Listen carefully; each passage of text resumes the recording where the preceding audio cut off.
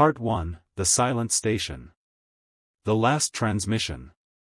Colonel Marcus Blake rubbed his tired eyes as he stared at the endless stream of data flowing across his monitors. The Deep Space Monitoring Station orbited silently in the void between Mars and Jupiter, a lonely sentinel watching for signals from the outer reaches of human exploration. For 3 months, Station Omega-7 had been nothing but static and routine maintenance reports. The coffee in his mug had gone cold hours ago, but Marcus barely noticed. His weathered face bore the marks of 25 years in military communications, and his graying temples reminded him daily that he was getting too old for these isolated assignments. The station's skeleton crew of 8 worked in rotating shifts, monitoring dozens of exploration vessels scattered across the solar system's edge.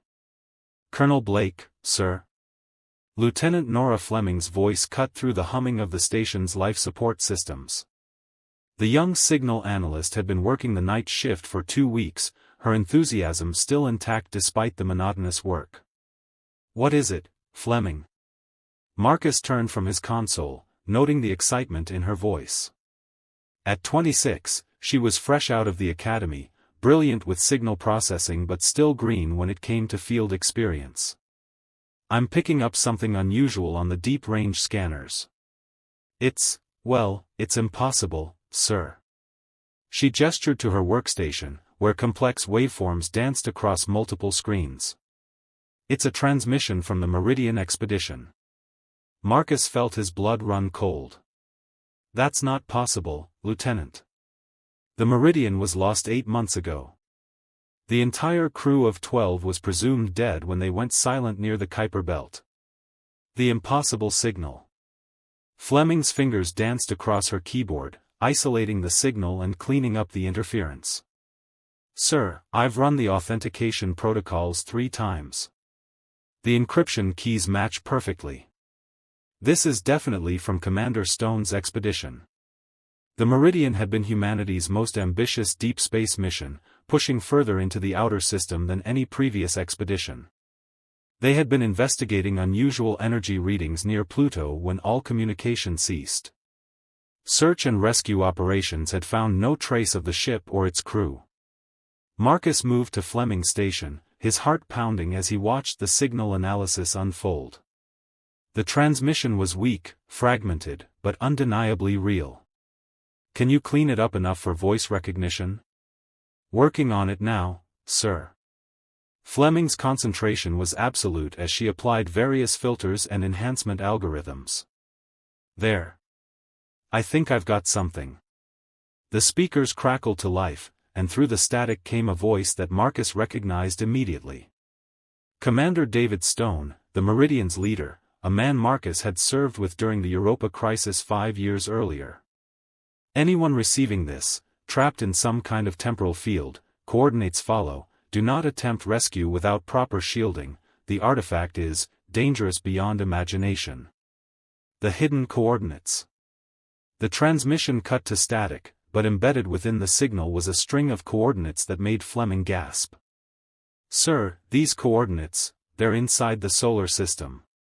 Closer than where the Meridian disappeared." Marcus studied the data, his military training warring with the impossibility of what he was seeing. "Run a full-spectrum analysis. Check for any signs of tampering or artificial generation." For the next hour, Fleming worked tirelessly while Marcus paced the communications bay. The other night shift personnel had gathered, drawn by the unusual activity. Word was spreading through the station that something extraordinary was happening. "Sir, the analysis is complete," Fleming announced. "The signal is genuine. No signs of artificial generation or tampering. But there's something else. The timestamp embedded in the transmission shows it was sent just 6 hours ago." 6 hours ago? Marcus felt the room spin slightly. "That's impossible. The Meridian has been missing for 8 months. Fleming pulled up a holographic display showing the signal's origin point. "The coordinates place them in an area of space we've surveyed extensively.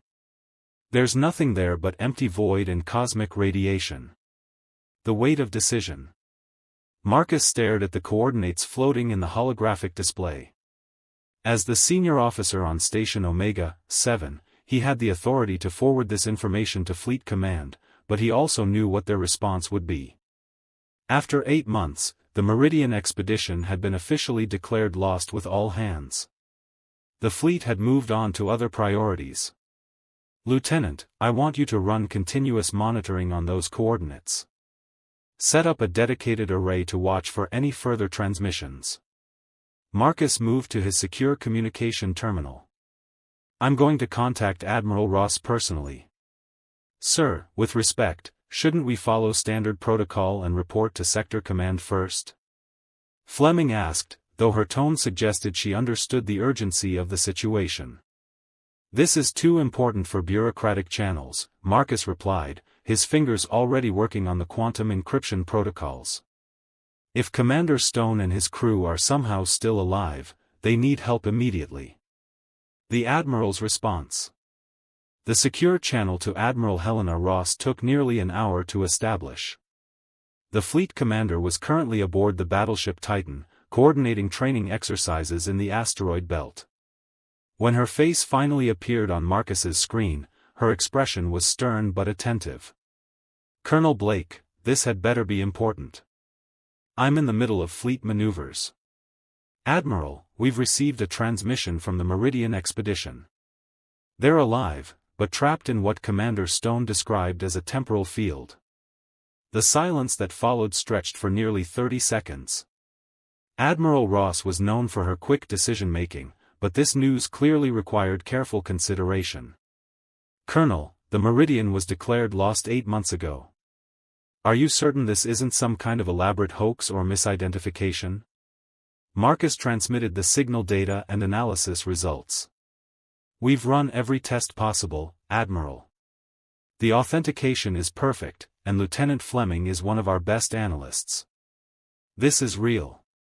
The Forbidden Order. Admiral Ross studied the data for several minutes before responding. When she spoke again, her voice carried the weight of command authority. "Colonel Blake, you will immediately cease all monitoring of these coordinates and classify this incident at the highest security level. No one is to discuss this transmission outside of your current team." "But Admiral, if Commander Stone and his crew are alive?" "That's an order, Colonel. The Meridian expedition discovered something that required their mission to be classified post-mortem. Whatever they found, it's too dangerous to pursue." The transmission ended, leaving Marcus staring at a blank screen. Behind him, Lieutenant Fleming had gone pale, clearly having overheard the conversation. "Sir, we can't just abandon them," she whispered.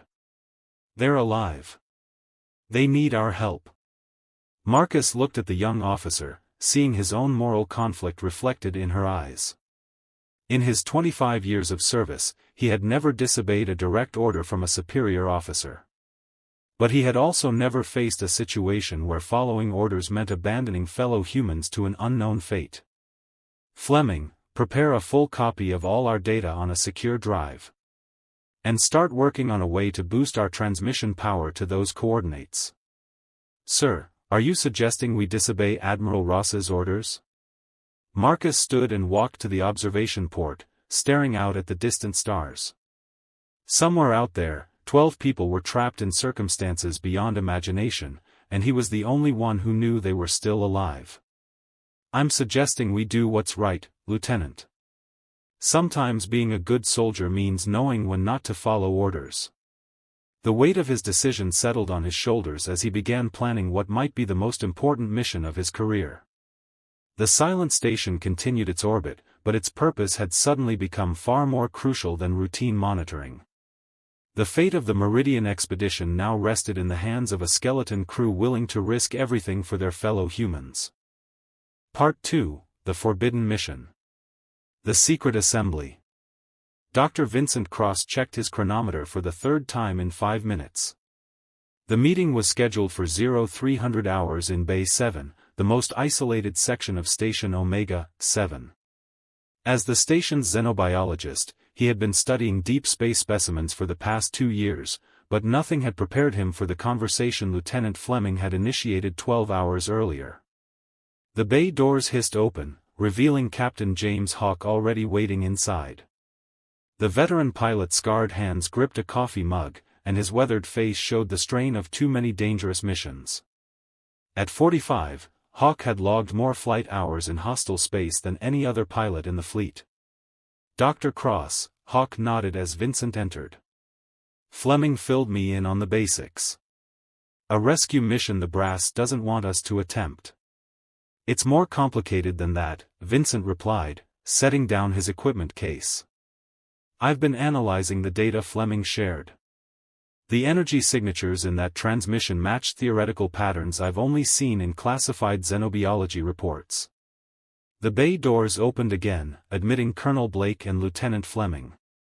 Blake's expression was grim, while Fleming carried a portable data terminal loaded with their findings. "Gentlemen, thank you for coming," Blake began. "What I'm about to propose could end all our careers, but I believe it's the right thing to do."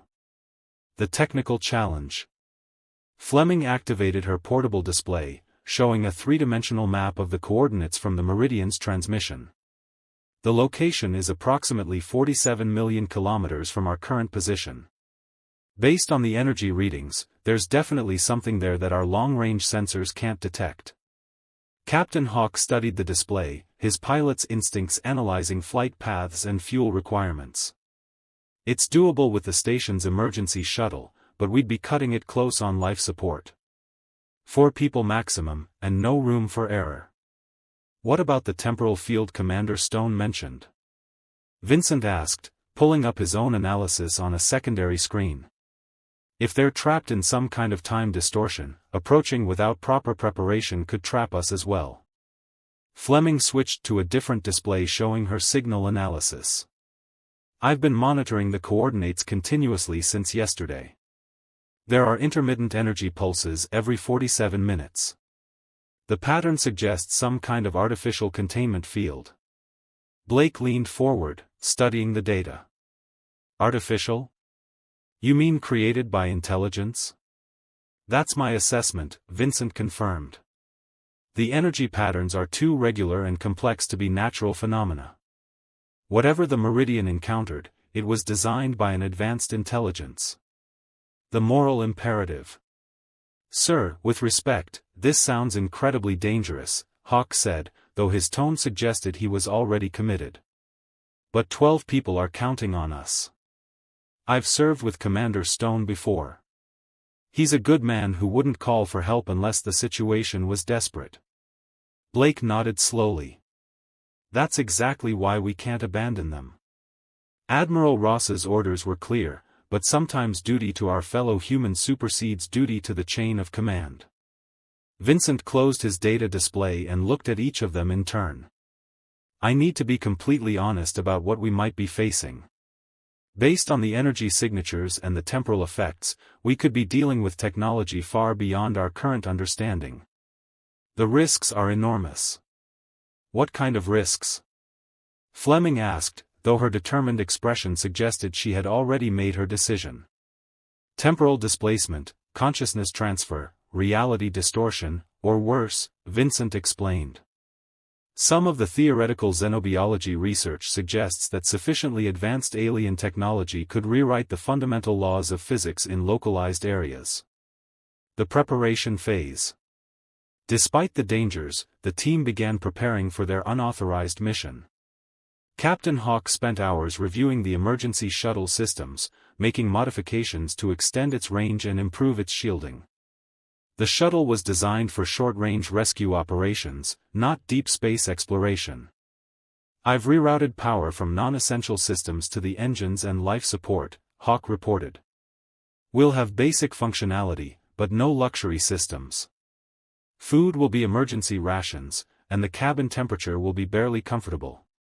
Vincent worked on assembling equipment that might help them understand and potentially counter the temporal effects. His xenobiology lab contained experimental devices designed to analyze unknown energy patterns and alien technology. "I'm bringing quantum field detectors, temporal displacement monitors, and emergency beacon transmitters," he explained while packing his equipment. "If we encounter the same phenomenon that trapped the Meridian, these might give us advance warning." Fleming prepared communication equipment to maintain contact with the station and potentially boost signals from the trapped crew. I've programmed automatic transmission protocols. If we lose contact, the station will receive our data recordings every 30 minutes. The point of no return. As their launch window approached, Blake gathered the team for a final briefing. The emergency shuttle sat in Bay 7, fully loaded and ready for departure. Each team member had left personal messages in case they didn't return. Once we launch, there's no turning back, Blake reminded them. Admiral Ross will likely court-martial all of us if we survive this mission. Are you all certain you want to proceed? Colonel, I've spent my career studying the possibility of encountering advanced alien intelligence, Vincent said. This might be humanity's first real contact with such technology. The scientific value alone justifies the risk. I've lost too many good pilots to unknown dangers, Hawk added. If there's a chance to bring Commander Stone's crew home, I have to take it. Fleming nodded firmly. Sir, they would do the same for us. It's the right thing to do. The launch sequence. The shuttle's engines hummed to life as Hawk initiated the launch sequence. Station Omega-7's automated systems registered the unauthorized launch, but Blake had programmed a delay into the alert systems. They would have several hours before Fleet Command realized what was happening. All systems green, Hawk reported from the pilot's seat. Course laid in for the coordinates. Travel time approximately 18 hours at maximum sustainable velocity. Vincent monitored his equipment from the science station, watching as they left the station's protective field and entered open space. I'm already detecting unusual energy patterns. The readings are faint, but definitely artificial in origin. Blake established communication protocols with Fleming, who would monitor their progress from Station Omega-7. Fleming, you're our link to the outside world. If this mission goes badly, make sure the data reaches someone who can continue the investigation. Understood, sir. Godspeed to all of you. The journey into unknown.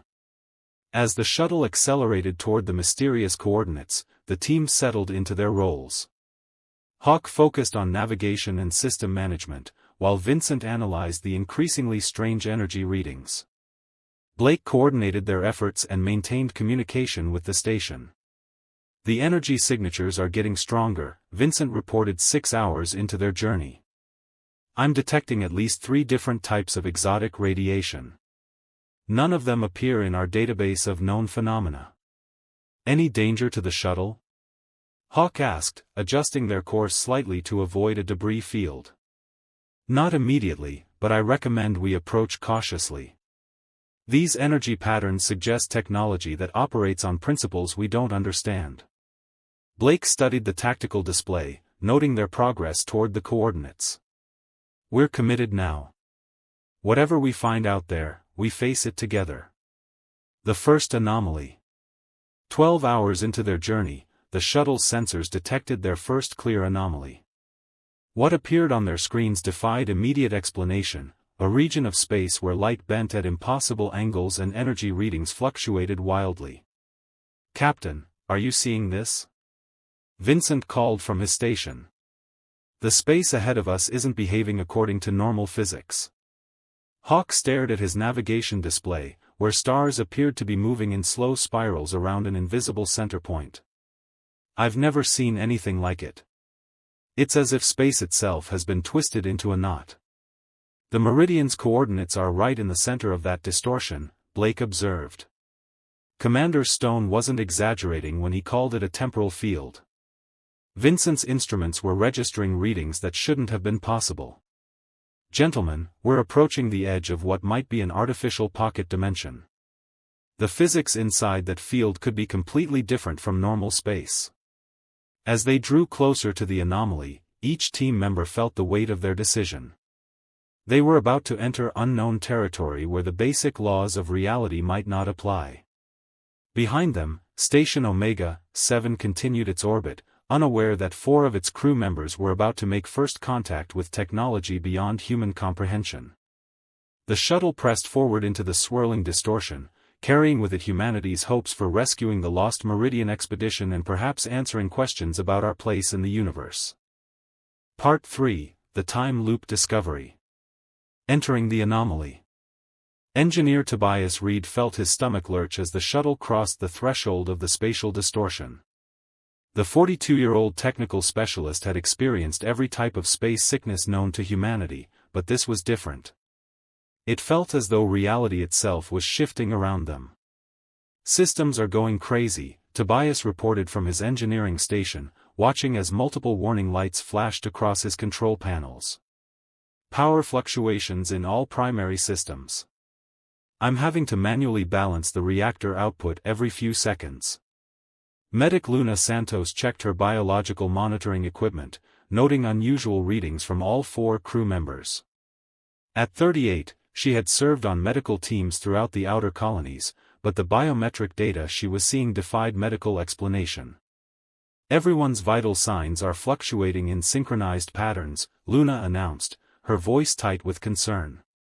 "Heart rates, brain activity, even cellular metabolism are following the same rhythm. It's as if our bodies are being influenced by an external force."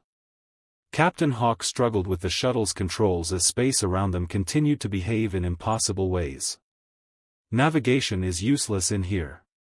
The stars keep changing position, and my instruments can't lock onto any fixed reference points." The Meridian discovered. Through the swirling distortion of twisted space, a familiar shape gradually became visible. The UHS Meridian hung motionless in the center of the anomaly, its hull gleaming with an otherworldly energy that pulsed in regular intervals. "There she is," Dr. Cross breathed, studying the energy pattern surrounding the lost vessel. "The ship appears intact, but it's completely enveloped in some kind of containment field." Tobias worked frantically to keep their shuttle system stable as they approached the Meridian. "The energy field around their ship is interfering with our equipment. I'm reading massive power surges that should have destroyed their vessel hours ago." Colonel Blake opened a communication channel, hoping to contact the trapped crew. "UHS Meridian, this is Colonel Blake aboard emergency shuttle from Station Omega-7. Commander Stone, please respond." The response came immediately, Commander Stone's voice clear despite the impossible circumstances. "Colonel Blake. Thank God someone received our transmission. But you shouldn't have come here. The situation is far more dangerous than we initially reported." The horrifying truth. As the shuttle drew closer to the Meridian, the rescue team began to understand the true nature of their predicament. Through the viewports, they could see figures moving about the Meridian's bridge, but something was terribly wrong with their movements. "Luna, are you seeing this?" Tobias pointed to the Meridian's bridge viewports. "The crew keeps repeating the same sequence of actions over and over again." Luna activated her medical scanners, focusing on the life signs aboard the trapped vessel. What she discovered made her hands tremble. "Tobias, they're dying and being restored in 47-minute cycles. I'm watching their life signs fade to nothing, then immediately return to full strength." Dr. Cross pulled up his analysis of the temporal field surrounding both ships. "We're inside a localized time distortion. The Meridian crew is trapped in a death and resurrection loop that resets every 47 minutes.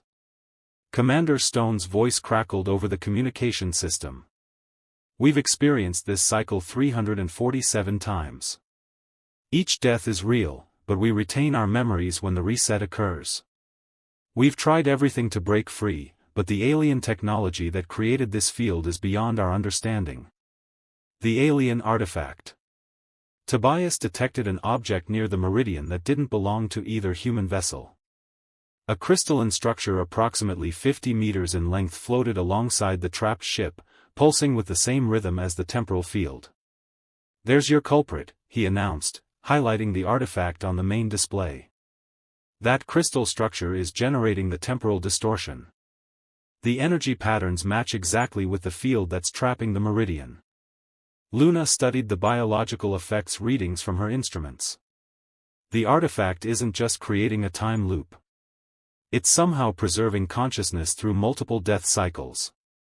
The crew's memories and personalities remain intact despite repeated physical death. Dr. Cross began recording everything, knowing this might be humanity's first encounter with truly alien technology. This artifact represents a level of technological advancement that we can barely comprehend. It's manipulating time, consciousness, and biological processes simultaneously. Commander Stone's transmission continued with growing urgency. The artifact activated when we investigated what we thought was a derelict alien vessel. It seems to be some kind of preservation system, but we can't determine its original purpose. The Guardian Protocol. As the rescue team studied the artifact, they noticed changes in its energy patterns. The crystalline structure began to emit new frequencies, and additional geometric shapes materialized around it. "Something's happening," Tobias reported, watching his instruments register massive energy increases. "The artifact is responding to our presence. Power output has increased by 300% in the last 5 minutes. A new voice suddenly filled their communication systems, speaking in perfect English despite its obviously non-human origin. "Greetings, additional humans. I am the Guardian of the Preservation Protocol. Your species shows promise, but verification is required." Luna's medical scanners detected the source of the voice. It was emanating directly from the crystalline artifact. "The artifact is sentient. We're dealing with an artificial intelligence of unknown origin and capability." The Guardian continued its communication. "The humans aboard the trapped vessel have demonstrated courage, loyalty, and resilience through 347 death cycles. You 4 have shown similar qualities by attempting rescue despite obvious danger. Both groups will be evaluated. The test begins." Dr. Cross realized they were facing something far more complex than a simple rescue mission. "It's testing us. The time loop isn't a malfunction, it's a deliberate evaluation process." The Guardian's voice resonated through both ships simultaneously. "Your species stands at a crossroads in its development. The preservation protocol was designed by my creators to identify and preserve worthy civilizations before their inevitable extinction." Tobias felt the shuttle systems beginning to synchronize with the temporal field surrounding the meridian. "We're being drawn into the same loop. Our ship is starting to exhibit the same energy patterns as the meridian." "Correct," the Guardian confirmed. "You will now participate in the evaluation. Each cycle will present challenges designed to test your species' fundamental nature. Cooperation will be rewarded. Selfishness will be punished." The first death. Luna watched in horror as her biometric readings showed all 4 rescue team members beginning to experience system failures. "Our life signs are dropping rapidly. The Guardian is initiating the death phase of the cycle." Commander Stone's voice reached them one final time before the reset. "Stay strong. The pain is real, but temporary. Remember everything when you wake up. The Guardian learns from our choices in each cycle." Tobias felt his consciousness fading as ship systems began to fail around them. "Whatever happens, we stick together. No one gets left behind." The last thing Dr. Cross saw before everything went dark was the alien artifact pulsing with blinding light, its geometric patterns shifting into new configurations. The test had begun, and humanity's future might depend on how well they performed in the trials ahead. The reset. 47 minutes later, both the rescue shuttle and the Meridian flickered with renewed energy. Life support systems reactivated, and consciousness returned to all 16 humans trapped within the Guardian's temporal field. But now they faced a new reality. They were all prisoners in an alien evaluation system, with each death cycle bringing them closer to either salvation or eternal captivity. The true test of humanity's worth was about to begin, and failure might mean more than just their own deaths. The Guardian's voice echoed through both vessels. Cycle 348 initiated. Demonstrate your species' worthiness, or remain in preservation indefinitely. Luna Santos opened her eyes aboard the rescue shuttle, her memories of the previous cycle intact but her body restored to perfect health. Around her, Tobias Reed, Dr. Cross, and Colonel Blake were experiencing the same impossible resurrection. "We're in it now," she whispered, understanding that their rescue mission had become something far more significant than they had ever imagined. Part 4, The Ancient Guardian. The Revelation. Commander David Stone stood on the bridge of the Meridian, his memory sharp with the experiences of 348 death cycles.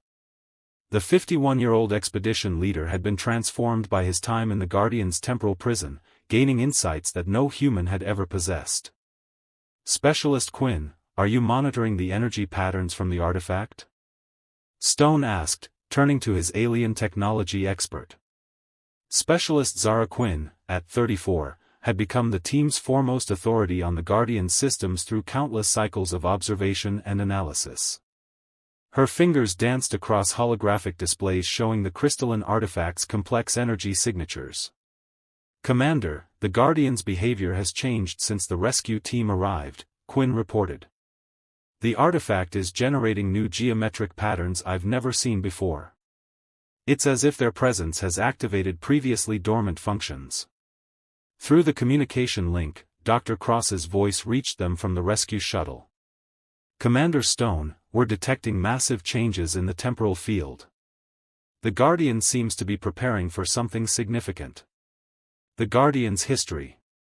The alien artificial intelligence's voice filled both vessels, carrying undertones of ancient sadness and desperate hope. "I will share the truth of my existence, humans. My creators, the Etherians, faced extinction 12,000 of your years ago." Stone felt the familiar weight of knowledge that came with each cycle, but this information was new. "What happened to your creators, Guardian?" "They were a peaceful species, devoted to art, science, and philosophy. But their sun was dying, and they lacked the technology to escape their world. In their final years, they created me to preserve the essence of worthy civilizations." Zara Quinn's instruments detected massive data streams flowing from the artifact. "The Guardian is downloading information directly into our computer systems. Thousands of years of data about extinct civilizations. 43 species have been evaluated by the Preservation Protocol," the Guardian continued. "Only 7 proved worthy of preservation. The others were allowed to face their natural extinction." The test parameters. Engineer Tobias Reed, now experiencing his first full cycle of awareness, studied the technical aspects of their imprisonment. "Guardian, what exactly are you testing? What makes a species worthy of preservation?" 3 primary qualities determine worthiness, the Guardian explained. First, the ability to sacrifice individual benefit for collective survival. Second, the capacity to show compassion even to those who are different or unknown. Third, the wisdom to make difficult choices when survival depends on moral compromise. Medic Luna Santos monitored the biological effects of the temporal field on all 16 crew members. "The repeated death cycles aren't random, are they? Each one is designed to test specific aspects of our character." "Correct, Healer Luna.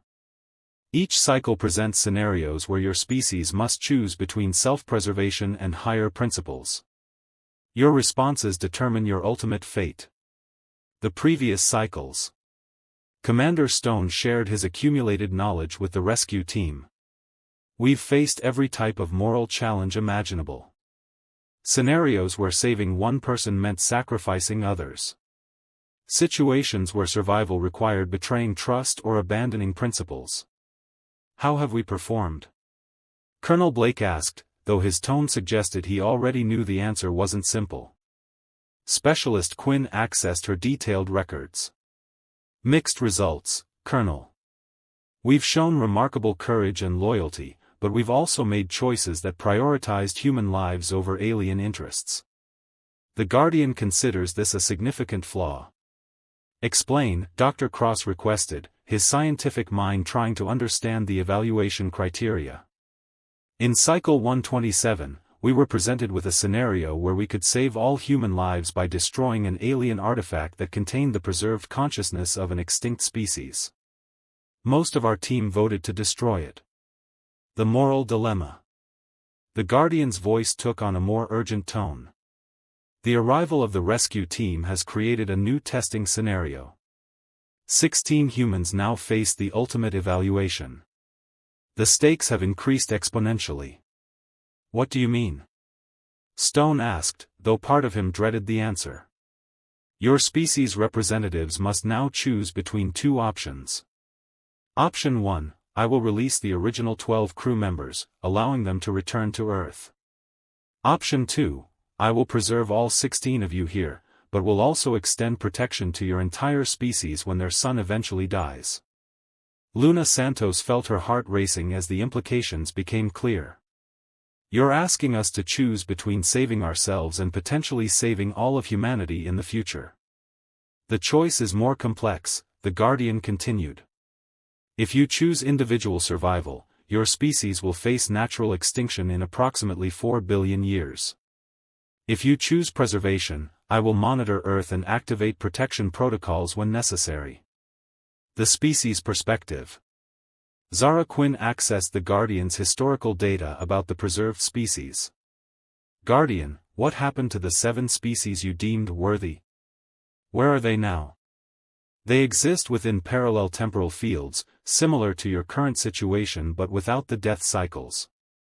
They live in perfect harmony, free from want or conflict, but forever separated from the normal flow of time. Tobias Reed understood the horrifying truth. They're prisoners. Preserved, but not truly alive. They can never grow, never change, never face new challenges. Is that existence or mere preservation? Dr. Cross asked, his scientific ethics struggling with the concept. It is survival, the Guardian replied. In the 13,000 years since my activation, 3 additional species have gone extinct while refusing preservation.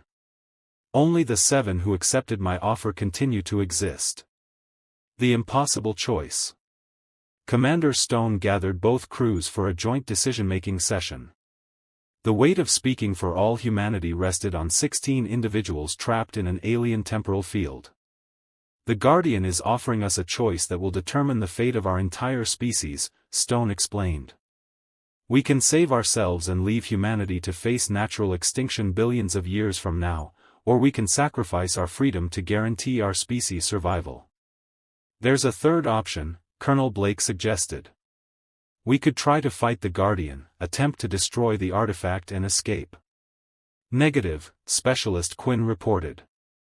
I've analyzed the artifact's defenses for 348 cycles. Any aggressive action results in immediate termination of all human life signs with no resurrection cycle. The debate. The crew members split into passionate debate groups, each arguing different aspects of the impossible choice. We have no right to make this decision for all humanity, argued Luna Santos. Billions of people should have a voice in determining their species' fate. But if we don't choose preservation, those future billions will never exist, countered Dr. Cross. We might be condemning our species to extinction. Engineer Reed raised practical concerns. How do we know the Guardian will honor its promises? What if preservation means eternal imprisonment? The historical data shows the Guardian has kept its agreements with previous species, Zara Quinn noted. But, existence in the preserved state seems to be a form of comfortable stagnation. The truth about preservation. The Guardian, apparently listening to their debate, provided additional clarification. The preserved species retain consciousness, memory, and social interaction. They are protected from all forms of harm, including aging, disease, and accidental death. But do they grow? Do they learn? Do they create new art, make scientific discoveries, fall in love? Stone asked. They exist in a state of perpetual contentment. Growth and discovery are unnecessary when survival is guaranteed. The answer chilled everyone present. The Guardian's version of preservation was eternal life without purpose, safety without freedom, existence without meaning. The weight of decision. As the debate continued, each crew member grappled with the ultimate moral question: is it better to live freely and face extinction, or to exist safely without the possibility of growth? The Guardian mentioned that its creators were devoted to art, science, and philosophy, Dr. Cross observed. Would they have wanted to exist in a static state of preservation? My creators chose extinction rather than preservation, the Guardian admitted. They believed that growth and change were essential to meaningful existence. I was created with different priorities. Commander Stone realized they were facing a choice between two forms of death, the extinction of the species or the extinction of everything that made life meaningful. Guardian, if we choose preservation, will future generations understand what we sacrificed for them? They will exist in contentment. Understanding the sacrifice will be unnecessary. The horrible truth was now clear: preservation meant saving humanity's body while killing its soul.